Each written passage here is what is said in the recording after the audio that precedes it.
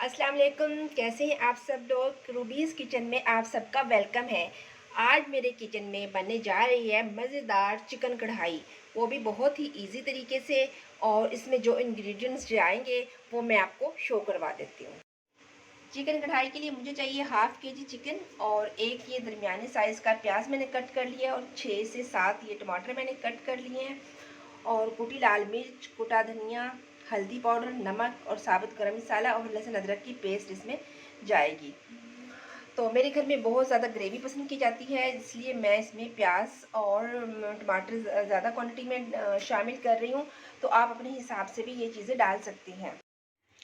तो चिकन कढ़ाई के लिए सबसे पहले हम लोग ये चिकन शामिल कर देंगे कढ़ाई में। ये देखते रहिए, ये बहुत ही इसी तरीके से कढ़ाई बनने वाली है। और साथ में ये टमाटर हम शामिल कर देंगे इसमें। इस तरह हम 1 बाय 1 तमाम मिसाले, ये प्याज शामिल कर देंगे।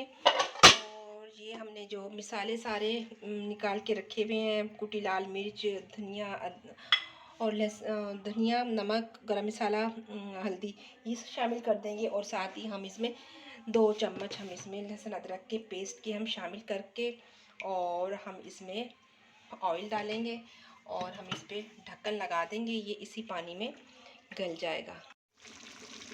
ये हमारी कढ़ाई बन रही है। ये देखिए, हमने इसको कवर कर दिया है एक ढक्कन से और इसकी हीट बिल्कुल स्लो कर दी है और ये बिल्कुल दम वाली हीट पे पक रहा है और ये इसी में गल जाएगा अच्छे से।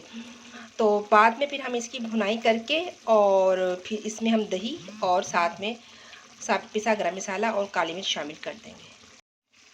ये देखिए, हमारी मज़ेदार कढ़ाई बनके रेडी हो गई है। इसमें घी छोड़ दिया, हमने अच्छे से भुनाई भी कर दी है इसकी।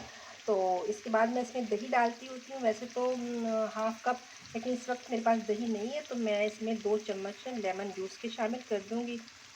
और इसको अच्छे से मिक्स करके ये बिल्कुल रेडी है खाने के लिए। तो अगर आप चाहें तो इसमें टमाटर ज़्यादा डाल सकते हैं, लेकिन मेरे घर में ग्रेवी ज़्यादा खाई जाती है तो मैं प्याज और टमाटर दोनों चीज़ें डालती हूँ। और साथ में मैं इसमें अब हाफ़ टी स्पून पिसा हुआ गरम मसाला शामिल कर दूँगी और हाफ़ टी स्पून मैं इसमें काली मिर्च डाल दूँगी और साथ ही ऊपर से ये अदरक और सब्ज़ मिर्चें काट के। तो ये मज़ेदार कढ़ाई रेडी है। तो अब हम इसे गरम गरम चपाती या नान के साथ खाएंगे। मुझे कमेंट्स बॉक्स में लाजमी बताइएगा आपको मेरी ये चिकन कढ़ाई की इजी रेसिपी कैसी लगी है। इसको ज़रूर ट्राई कीजिएगा और मेरी चैनल को लाइक, शेयर और सब्सक्राइब ज़रूर कीजिएगा। मुझे दीजिए इजाज़त, अपना रखिएगा ढेर सारा ख्याल। अल्लाह हाफिज़।